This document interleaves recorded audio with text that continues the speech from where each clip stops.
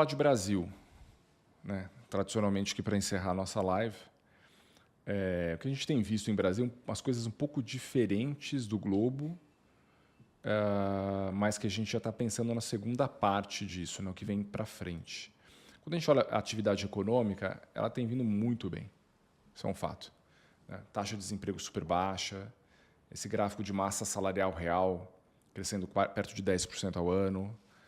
Você tem consumo de serviço bom, saiu agora também, o dado oficial foi forte, PMI de serviços reacelerando para 55. Você tem vendas no varejo também muito boa, né? Dá para ver o índice aqui reacelerando na ponta. Então, assim, a sensação térmica de atividade no Brasil é muito boa. E muito disso acontece porque a política fiscal é expansionista. Então, a gente está naquele cenário dos Estados Unidos do ano atrás, né? 2 anos atrás, que a política fiscal era muito expansionista. Daí a gente criou esse gráfico da despesa só para ter uma noção do que tem sido feito, né? Também em termos de política fiscal. A gente traçou aqui a despesa do governo em reais, sempre acumulado em 12 meses, deflacionado. Então, a gente tem uma tendência clara de alta entre 2003 e 2015, né, que foi os governos Lula 1, 2 e Dilma. E daí você teve uma quebra na série, né? Você teve o início do teto de gastos a partir de 2016, que realmente conteve as despesas. A gente traçou aqui um pré-teto, né? Se aquela tendência tivesse se mantido, a gente estaria hoje com gastos do governo perto de 3 tri em 12 meses. Com o teto, se ele tivesse sido mantido, que é a linha aqui vermelha, a gente estaria falando de uma coisa perto de 2 tri. Então, é uma diferença grande em termos de tamanho do Estado na economia. O que o novo governo propôs, né? Uma coisa meio intermediária, em que você tem um teto, né, cuja taxa de crescimento é um pouco mais alta, 2,5% ao ano, e não 0%. Então, se fosse o arcabouço seguido à risca, seria esse laranjinha aqui, tá? Que não seria muito diferente do teto, assim, um pouco mais de expansão fiscal, mas não brutalmente maior. Só que o que a gente está vendo no efetivo é a linha azul escura, né? Uma inclinação muito alta da despesa do governo, né? Em que, se você projetar isso para frente, você vai falar, bem, isso aqui vai coincidir quase com o pré-teto, a tendência pré-teto daqui a alguns anos. Então, isso aqui não pode continuar. Se continuar, a gente vai ter realmente uma crise fiscal no país, preço de ativo vai responder, a atividade econômica também vai responder. Então, uma coisa vai ter que acontecer, provavelmente algum tipo de contenção dessa despesa. O governo tem dito que vai fazer essa contenção via pente fino, BCP, Previdência Social, alguma coisa ele vai entregar em termos de ajuste dessas contas. É difícil do mercado antecipar isso, em termos de preço, completamente. Não sabe se vai ser efetivo ou não esse tipo de controle de gasto. Mas ele sinalizou que alguma coisa, né, deve acontecer, e a gente acredita que alguma coisa vai acontecer, né, porque a tendência atual ela é completamente insustentável. Daí o ponto que a gente faz é, se o governo entregar esse ajuste que ele está propondo, o impulso fiscal para o crescimento econômico vai ser negativo, especialmente a partir do 4º trimestre desse ano e no ano de 2025. Tá? Isso aqui a gente está contando precatório, tudo, a gente acha que pode ter aqui um tipo de política fiscal mais contracionista, que é um pouco parecido com o que a gente está vendo nos Estados Unidos hoje, tá? Guardadas as devidas proporções. O crescimento americano é negativo da despesa. No Brasil não vai chegar nem perto do negativo, vai sair de 10 para 4, 10 para 2,5 de crescimento, né, que já é um cenário bastante otimista. Mas esse 10 para 4 já faz algum ajuste na atividade econômica para baixo. Então, talvez a gente veja alguma desaceleração econômica no ano que vem, dado que o crescimento está sendo tão baseado no fiscal. Tá? Então, acho que esse é o primeiro ponto para a gente ter no radar. Então, e o segundo ponto é a questão da política monetária, que está mudando também. Eu acho que a evolução da taxa de câmbio foi um sinalizador super relevante, tanto para o governo como um todo, para reagir. O câmbio chegou a 5,88 no auge do estresse desse mês. Mas uma coisa que a gente gosta de colocar apesar do real, né, a Selic ser 10,5%, o real hoje tem o pior retorno, né, entre as principais moedas, quando você leva em consideração o total return, então é a variação da moeda mais juros. A gente está agora perdendo para o Japão. Isso acontece porque o nosso carrego relativo é baixo, tá? Porque todos os outros países que competem por fluxos também têm juro alto, né? Então, você pega México, Colômbia, todos esses caras têm juro alto. Então, assim, nosso carrego relativo não é tão alto assim quando você compara com os demais. Então, isso deixa a moeda um pouco mais desancorada e por isso que a moeda subiu tanto.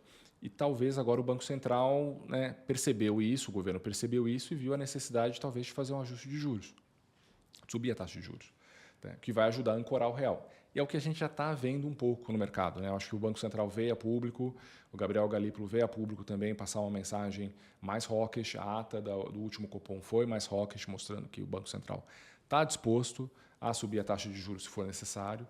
Isso já até ajudou a ancorar o câmbio, né? Que saiu de 5,80 para mais perto de 5,50. O global também ajudou. Mas a gente já está com níveis de câmbio um pouco mais ancorados, ou não está tão largado o real como estava mais ou menos um mês atrás. E tem toda essa discussão, né? Vai subir, não vai subir, quanto vai subir? Né? A gente fez aqui só pelo modelo do Banco Central, né? Assim, um câmbio a 5,80 no modelo do BC, ele precisaria levar a Selic a 12, né? Em torno de 5,5 daria até para pensar em não subir, e um real perto de 5,20 daria até para, no modelo do Banco Central, cortar juros. Aqui tem uma mega endogenia, né? O câmbio só está em 5,50 porque o Banco Central prometeu ou indicou subir juros. Então não dá para, tem que tomar esse cuidado. Eu acho que é mais provável do que improvável que ele suba alguma coisa, até para mostrar para o mercado que esse novo Banco Central que está assumindo, ele pode subir juros, né? Então eu vou subir para mostrar que eu sou isento e posso subir. E talvez precise um pouco de juros mesmo, dado que a atividade econômica está aquecida, dado que a inflação está no patamar de 4%, podendo ficar até um pouco acima, o câmbio está um nível muito alto. Então é provável que ele suba e é bom que suba, tá? Mas aí vai olhando para frente, né? Quando você pega aqui a precificação do mercado, o mercado tem essa alta de juros até perto de 12, né? O mercado também tem uma queda de juros nos Estados Unidos para perto de 3. Você vai ter um spread Brasil e Estados Unidos bem interessante, né? De mais de 8 pontos percentuais.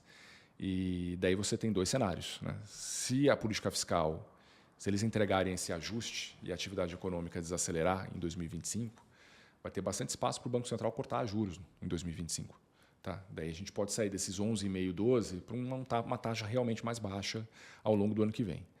Outro cenário é se o Banco Central se manter vigilante ou mais hawkish, daí potencialmente você tem um espaço para apreciar o câmbio, dado esse diferencial de juros.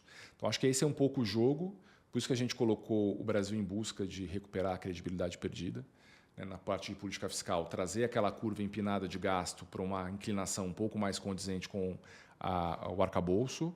E na parte de política monetária, um Banco Central que está disposto a subir juros e fazer o que tem que ser feito, né, e dirimir os riscos de credibilidade e interferência política. Então, acho que esse é o que a gente está olhando e talvez com algum potencial aí positivo de preço de ativo no Brasil. Pensamentos, Andrew?